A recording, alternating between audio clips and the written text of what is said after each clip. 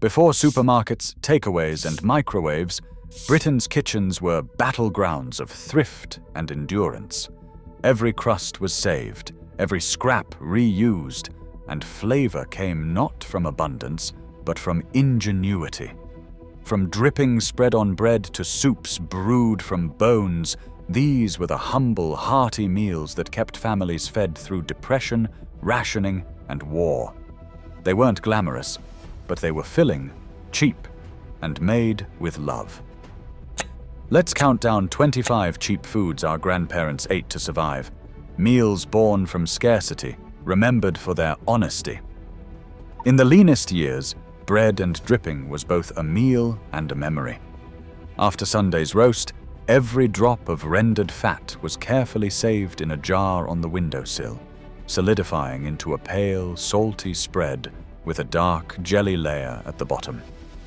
Through the week, it became breakfast, lunch, or tea, spread thickly over crusty bread and sprinkled with salt.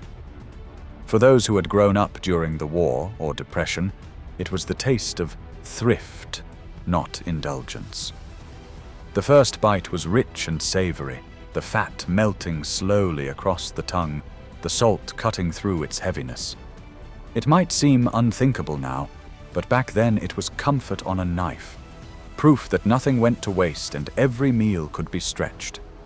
Children licked the last of it from their fingers, unaware that this humble pairing of fat and bread represented survival itself, the art of turning leftovers into life. Nothing embodied wartime resourcefulness better than potato peel. Soup.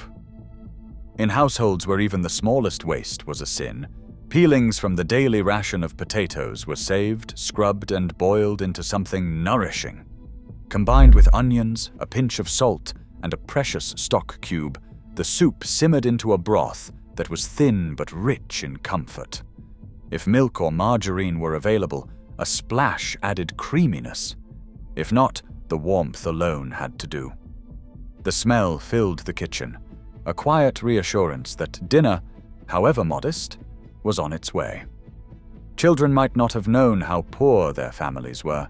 They just knew that the soup meant another warm night. For mothers managing rations, it was a small triumph, a meal made from what others might throw away. In every spoonful was the ingenuity of a generation that survived not through abundance, but through the stubborn refusal to waste even a peel. When rationing made fish a luxury, British cooks turned to ingenuity. Mock fish was born out of necessity. Grated potatoes mixed with flour, parsley, and a splash of milk, then shaped into patties and fried in dripping until golden. The result was crisp on the outside, soft and savory within, with a texture just close enough to fool a hopeful palate. The frying fat gave it a faintly fishy flavor if reused from earlier meals, which added to the illusion. Served with a squeeze of lemon, if you had one, or a spoonful of vinegar, it could almost pass for the real thing. Families gathered around the table, grateful for something hot, cheap, and satisfying. It was food built from creativity, proof that flavor could be faked, but comfort could not. Mockfish wasn't about imitation, it was about resilience, a reminder that even in times of shortage, there was always a way to make do and still eat well. Foraging wasn't a trend for our grandparents, it was survival. During spring, when ration books ran thin and gardens were bare, the hedgerows provided a lifeline. Young nettles, tender and green, were picked with gloved hands and boiled into submission. Once cooked, the sting was gone, leaving behind something remarkably similar to spinach, earthy, fresh, and full of iron. With a pinch of salt and a dab of butter, it became a humble side dish. With a potato or two, it could pass as soup. Children groaned at the sight of it, but for families with empty larders, stewed nettles meant dinner on the table. The smell of boiled greens filled the kitchen, mingling with the smoke of the fire. It was simple, nourishing, and free, a meal wrestled from the land itself. In every spoonful was the unspoken pride of a generation who knew how to survive on what others walked past. Few dishes speak of thrift and nourishment like liver and onions. Once an affordable cut for working families, liver was prized for being cheap, rich in iron, and filling enough to keep hunger at bay. Sliced thin and dusted in flour, it was fried in sizzling fat until browned, then drowned in a thick onion gravy that softened its bitterness. Served with mashed potatoes or bread, it fed a household for pennies. The smell, strong and unmistakable, filled narrow kitchens and lingered for hours. Children often turned up their noses, but mothers stood firm. "It'll put color in your cheeks." And it did. In a world without vitamins in bottles, liver was medicine on a plate. It might not have been loved, but it was respected.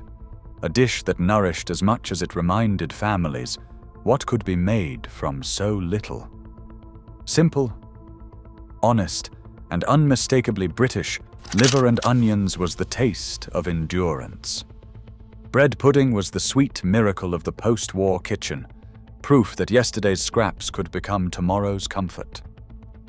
Stale bread was soaked in warm milk and sugar, stirred with dried fruit, and scented with nutmeg or cinnamon if there was any to spare. Once baked, it emerged golden and fragrant, dense enough to cut into squares and filling enough to satisfy everyone. It was the dessert of make-do Britain, transforming the ordinary into the extraordinary, with nothing but patience and thrift.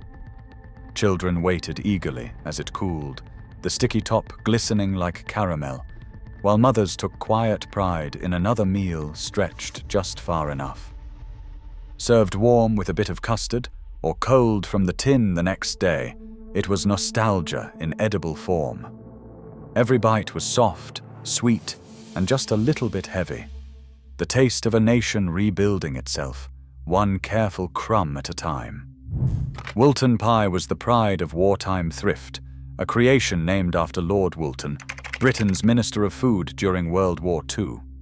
With meat rationed to a rarity, the ministry encouraged families to embrace vegetables as the heart of dinner. The pie was a patchwork of whatever was at hand: carrots, parsnips, potatoes, cauliflower, and turnip, bound together with oatmeal or barley to give the illusion of substance. No butter, no cream, no luxury. It was seasoned with herbs if you had them, and thickened with a little gravy or vegetable water. The topping was usually mashed potatoes or wholemeal pastry, baked until golden. Housewives took pride in making it hearty despite the shortages, transforming necessity into comfort. The smell of bubbling vegetables filled kitchens that might otherwise have been bare. Woolton pie wasn't a treat, but it was nourishment, proof of British resilience and creativity. In every spoonful was the taste of endurance, and the quiet defiance of making do and making well.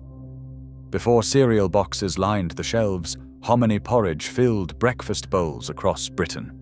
Made from coarsely ground corn or maize, it was cheap, filling, and endlessly adaptable.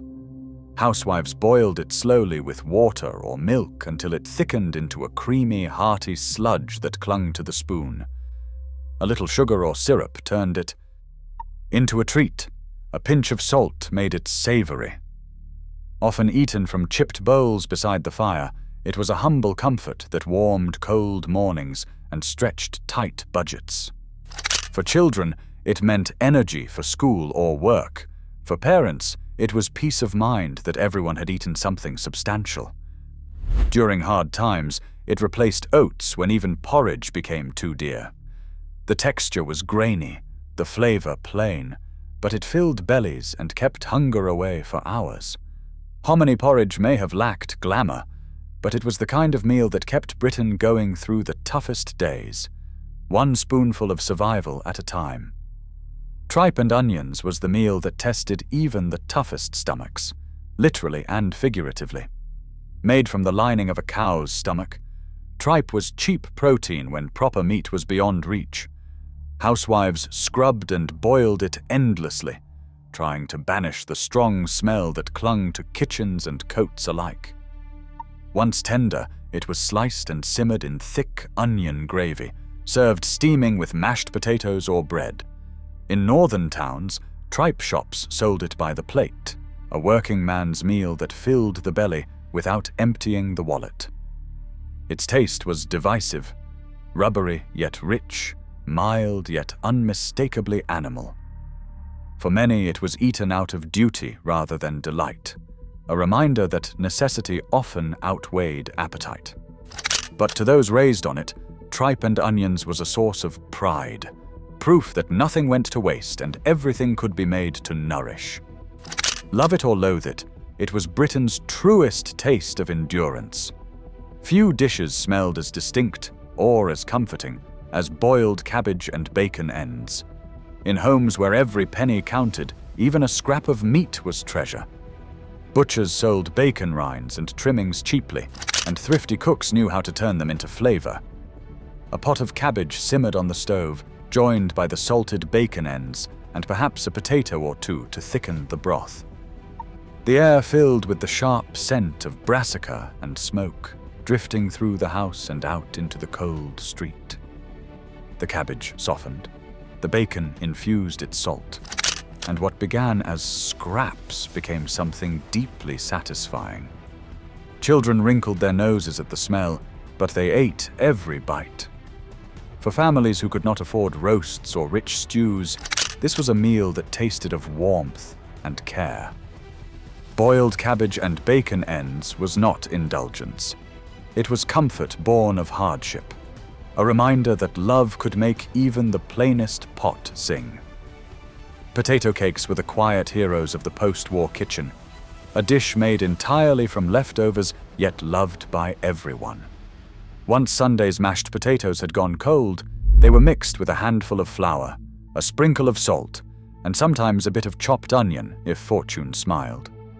The dough was shaped into flat rounds and fried in dripping or lard until crisp and golden on the outside, soft and steamy inside. Served with a scrape of margarine or a spoonful of baked beans, they made a full meal out of nearly nothing. The sizzle in the pan was a comforting sound, promising warmth and sustenance. Each bite was savory and hearty, the fried crust giving way to soft, buttery potato. They could be eaten at breakfast, lunch, or tea, cheap, filling, and endlessly versatile. In an era defined by ration books and scarcity, potato cakes were proof that waste was a sin and creativity a virtue. Oxtail stew was the working man's luxury, a dish that turned the cheapest, toughest cut of meat into pure comfort through patience alone. The butcher practically gave oxtail away, but housewives knew its secret. Slow cooking transformed it into something rich and hearty.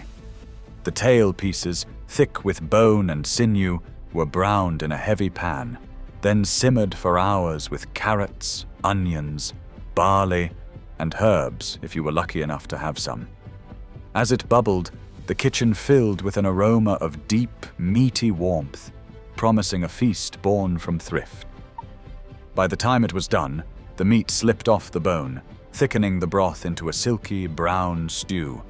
Served with bread or potatoes, it was a meal that filled both stomach and spirit. What began as scraps became something fit for kings, or at least families who had earned their comfort the hard way. Oxtail stew proved that time and care could turn poverty into plenty. In times when meat was scarce and hunger was not, sweet dumplings filled the gap between empty plates and full bellies. Made from little more than flour, suet, water, and a pinch of salt, these dense, doughy orbs were the backbone of working-class stews. Dropped into simmering pots of gravy or broth, they swelled and softened, soaking up the rich flavors around them. Some were boiled, others steamed, and a few baked on top of casseroles to form a golden crust. They were cheap to make and hard to ruin, hearty, heavy, and sustaining through the coldest nights. Housewives learned to stretch a few ounces of flour into something that fed 6, turning poverty into nourishment. Children fought for the biggest dumpling, spooning it apart to watch the steam rise like warmth itself. They weren't delicate, but they didn't need to be. Suet dumplings were proof that simplicity and sustenance could be one and the same. Rabbit stew was known as the poor man's chicken, but in truth, it was often a feast in disguise. During wartime and long after, when meat was heavily rationed, a rabbit from the fields could feed a family for days. Butchers sold them cheap, and those living in rural areas often trapped their own. The meat was lean and slightly sweet, simmered for hours with carrots, onions, and potatoes until tender. The broth turned thick and fragrant, richened by a spoonful of dripping or a splash of gravy browning. Served with bread to soak up the juices, it was the taste of comfort earned through hard work. Children picked at the tiny bones, while mothers praised its nourishment. Though its origins were humble, rabbit stew carried a sense of pride, a connection to the land, to thrift, and to the quiet satisfaction of making something delicious from whatever the world provided. Few foods summed up post-war Britain like the corned beef fritter. Tinned corned beef was a staple of cupboards everywhere, salty, sturdy, and built to last. To make it stretch, thrifty cooks chopped it into small chunks, folded it into flour and water batter, and dropped it into sizzling fat. The result was golden, crispy, and deeply satisfying. A humble fritter that turned a single tin into dinner for 5. Served with chips or baked beans, it felt like a treat even when made from rations.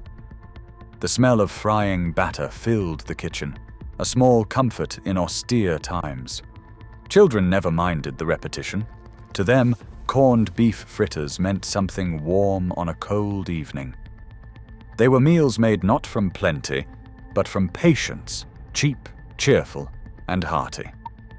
And while modern diets may have left them behind, their legacy remains, proof that a clever cook could make even a tin of meat taste like a feast. Simple, sweet, and unpretentious, the jam sandwich was a daily staple for generations. With bread baked at home or bought for pennies, and jam made from backyard fruit or foraged berries, it was a treat that cost almost nothing. A thin layer of margarine softened the crusts, and a modest smear of jam, usually strawberry or plum, was spread as far as it would go. Schoolchildren carried them in paper wrappings or tins, and by lunchtime the bread was always a little squashed, the jam bleeding through, making them even better. There was no pretense of variety. This was lunch for the masses, reliable and loved.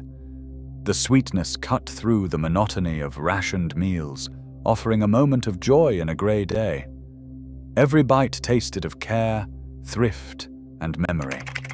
Even now, one taste of that simple pairing of bread and jam can take you back to a world where love was spread as thinly and just as generously. Pease pudding was the quiet hero of northern kitchens, a dish that proved you could feed a family on next to nothing. Made from yellow split peas simmered for hours until thick and creamy, it was flavored with nothing more than salt, pepper, and perhaps a ham bone if you were lucky. Served warm as a side or spread cold on bread the next day, it was cheap, filling, and rich in protein. In industrial towns, miners and laborers carried it in tins, ready for a quick, hearty meal between shifts. Its texture was somewhere between mash and porridge. Plain, but comforting. Pease pudding hot, pease pudding cold, went the old rhyme, a nod to its versatility and endurance. It was food born of patience, not plenty, of long hours and small triumphs. Simple as it was, pease pudding carried the warmth of home and the quiet pride of making something out of very little. Few smells can rival the comfort of fried bread. A leftover slice, often from a day-old loaf, transformed into something golden and irresistible in just a spoonful of saved fat. Whether dripping, bacon grease, or lard, It crackled in the pan until the edges crisped and the center soaked up every drop of flavor.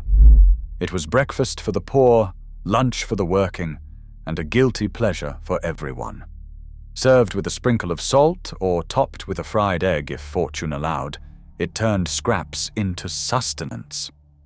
The sizzle and smell filled the kitchen, promising warmth on the coldest mornings. It wasn't fancy, but it was loved. The kind of food that disappeared faster than it could be made. Grandparents often smiled when they spoke of fried bread, because they knew it wasn't about indulgence, it was about survival, turning yesterday's loaf into today's comfort, one crispy bite at a time. Potato and onion pie was the dish that held the family table together during lean years. Made entirely from the simplest ingredients, potatoes, onions, salt, and a dab of fat, it was proof that flavor didn't depend on money. Thinly sliced potatoes were layered with onions, dotted with dripping or margarine, and baked until the top browned and crisped. The inside turned soft and creamy, the onions melting into sweetness. Served with a ladle of gravy or a slice of bread, it filled even the hungriest bellies. It wasn't a luxury meal, but it was dependable. The kind of dish that could be made from whatever was left in the cupboard. The smell of it baking filled small homes with warmth and comfort. Families would eat in silence, grateful for the simple pleasure of something hot and hearty. Potato and onion pie wasn't just a recipe. It was resilience baked into a tin. Mock goose was a marvel of wartime imagination, a dish that mimicked a roast dinner using nothing more than potatoes, sage, and breadcrumbs. Real goose was out of the question for most families, but the craving for a Sunday roast was not. Housewives layered sliced potatoes with breadcrumbs, herbs, and onions, then baked it until golden and crisp on top. A drizzle of vegetable stock or a spoonful of dripping added depth, turning simplicity into satisfaction. Served with cabbage or turnips, it looked almost luxurious from a distance. Families gathered around the table, pretending, laughing, and remembering better days. It wasn't goose, but it was hot, savory, and comforting. And that was enough. The Ministry of Food even encouraged it in pamphlets, calling it an economical alternative to meat. But beyond thrift, mock goose carried something deeper, a quiet optimism, a reminder that even when the cupboard was bare, creativity could still bring everyone together for Sunday dinner. Cowheel jelly was not for the squeamish, but it was a lifeline for families who needed to stretch every scrap of nutrition from the butcher's block.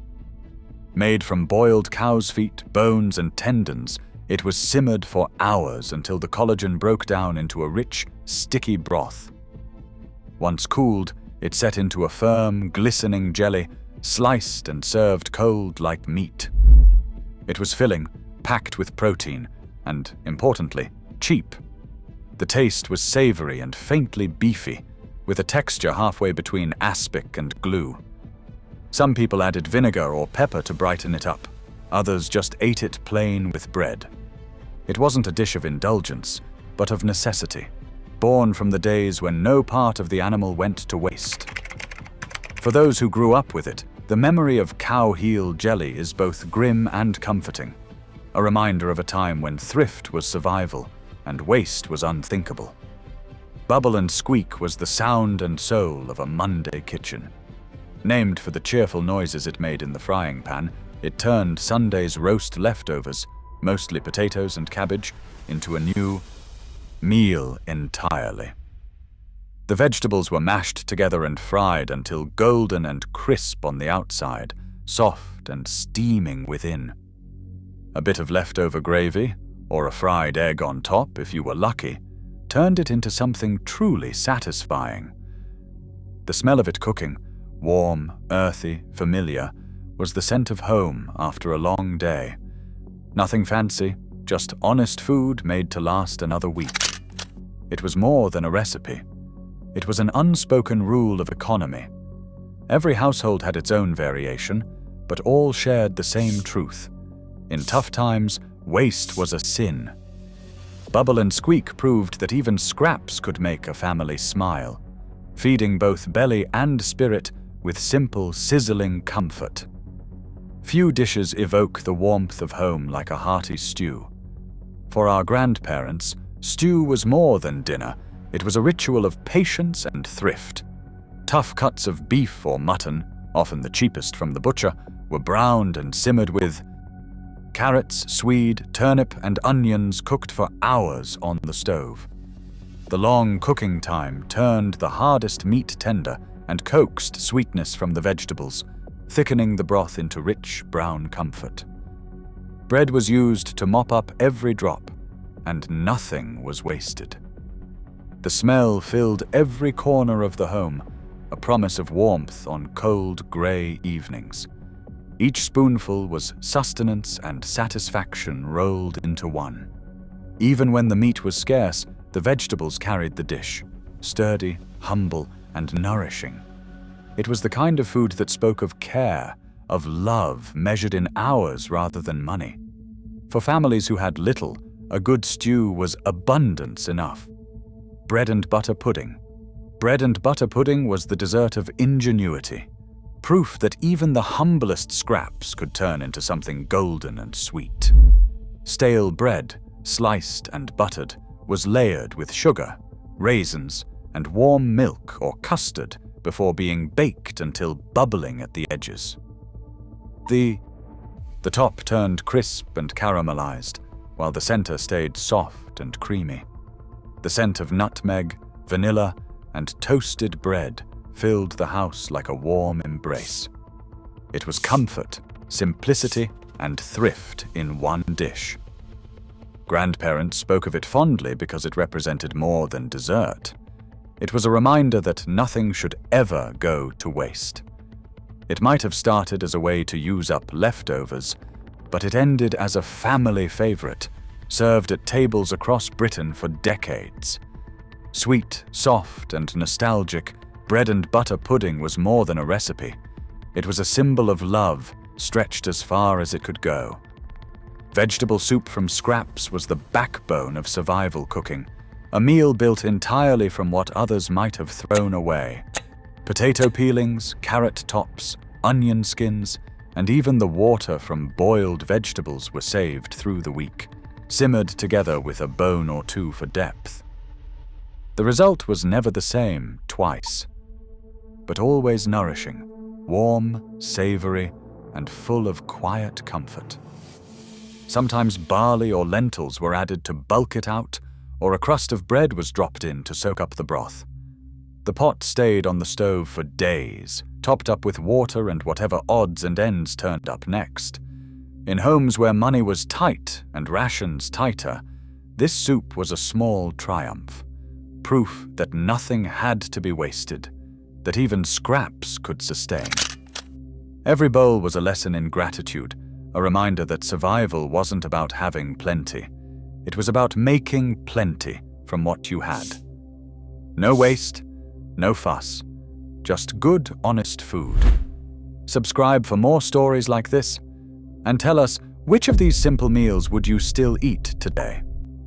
Vegetable soup from scraps was the backbone of survival cooking, a meal built entirely from what others might have thrown away. Potato peelings, carrot tops, onion skins, and even the water from boiled vegetables were saved through the week, simmered together with a bone or two for depth. The result was never the same twice, but always nourishing, warm, savory, and full of quiet comfort. Sometimes barley or lentils were added to bulk it out, or a crust of bread was dropped in to soak up the broth. The pot stayed on the stove for days, topped up with water and whatever odds and ends turned up next. In homes where money was tight and rations tighter, this soup was a small triumph, proof that nothing had to be wasted, that even scraps could sustain. Every bowl was a lesson in gratitude, a reminder that survival wasn't about having plenty. It was about making plenty from what you had.